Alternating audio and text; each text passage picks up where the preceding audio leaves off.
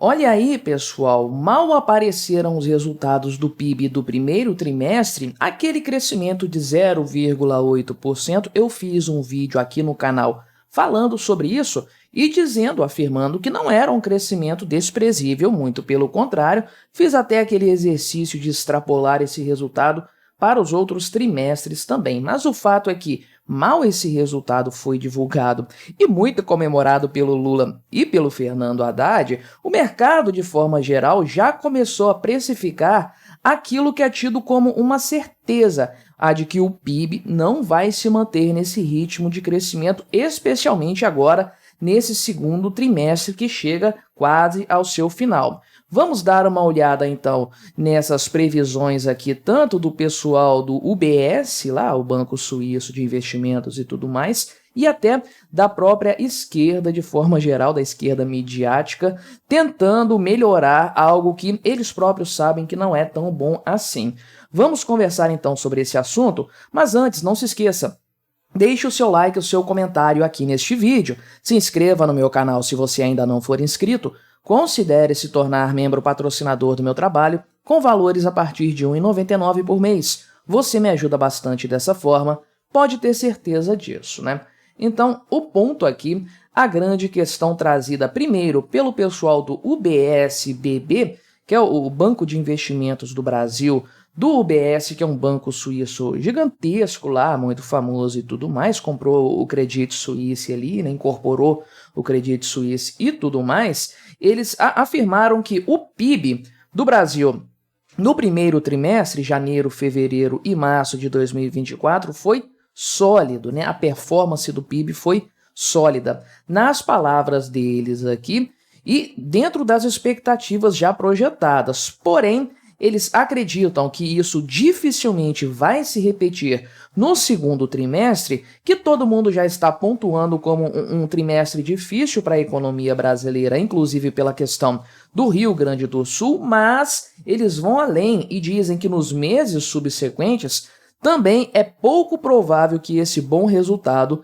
venha a se repetir, mais ou menos trazendo de volta o cenário do ano passado, quando nós tivemos um primeiro semestre com crescimento econômico, inclusive um crescimento bastante considerável, e um segundo semestre estagnado, no 0 a 0, que para mim ficou nesse patamar zerado de crescimento muito pelo esforço do IBGE do que pela realidade. Para mim ali houve uma marretada de dados para evitar uma recessão técnica que provavelmente foi o que aconteceu no final do ano passado, porque todo mundo está acompanhando a economia do dia a dia, né? Mas então, de acordo aqui com os economistas do UBS, né, esse padrão, conforme eu disse, repete o padrão do ano passado. As semelhanças são muito grandes de fato aqui, principalmente porque o que puxou para cima esse PIB foram os resultados da agricultura e da pecuária, mas que não foram da mesma magnitude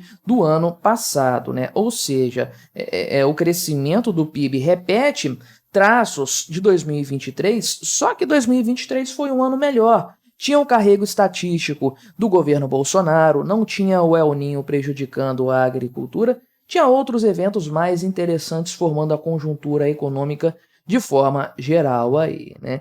Então, eles apontam, inclusive, que o consumo e o investimento que estiveram mais fortes nesse primeiro trimestre não vão ser a tendência nem do segundo trimestre para fechar essa metade do ano e nem do segundo semestre também, né? Porque existe uma incerteza econômica e uma taxa de juros que vai ficar mais alta provavelmente durante mais tempo, né? Eu diria aqui certamente como um patamar com uma taxa Selic alta até o final desse ano, até o Lula trocar a presidência do Banco Central, né? Enquanto tiver o Campos Neto por lá, a coisa vai se manter mais resistente ao ritmo da inflação. E o UBS estima aqui um crescimento de 0,4% para o segundo trimestre, que é avaliado como fraco, portanto, aqui por eles, né? Provavelmente fraco se comparado com o que vai vir depois ainda, né?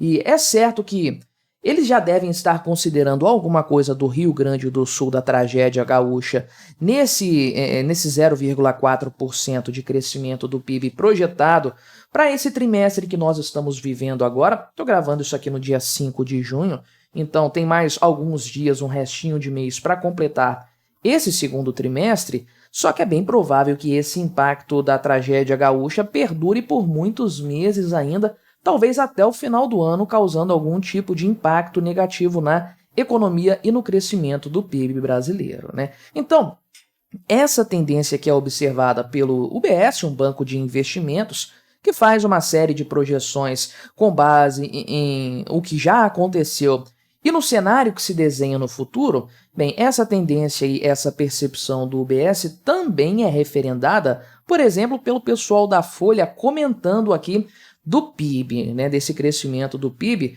falando o seguinte, que Lula 1 e Lula 2 foi de PIBão, né, um PIB grande, até alguns diziam até quase chinês, né? Não sei se você se lembra dessa época.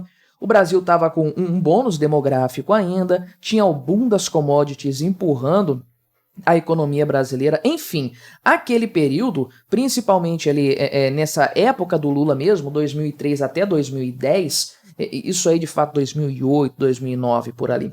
Isso, de fato, foi a oportunidade perdida, porque nas mãos de um governo melhor, um governo menos interventor, que deixasse a economia mais livre, o Brasil teria decolado nessa época, acumulado um grande capital. Mas o Brasil é um país tão amarrado por natureza e contou com um governo tão ruim quanto o governo PT, que a oportunidade foi pelo ralo, e aí a realidade bateu a porta em 2010, na década de 2010, né, tratada aqui por eles como uma década de desastre, culpa do PT, é claro, né? Então, em comparação com o passado Lula 1 e 2, o PIB desse primeiro trimestre de 2024 foi um pibinho, né? Uma coisa assim razoável. E eles fazem aqui o mesmo exercício que eu falo de extrapolação, né?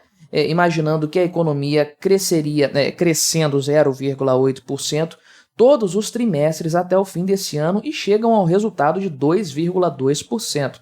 Não sei exatamente que matemática que eles estão usando aqui, porque 0,8 vezes 4 trimestres dá 3,2. Imagino que foi um erro de digitação aqui, sem levar em conta que são juros sobre juros, percentual sobre percentual, perdão.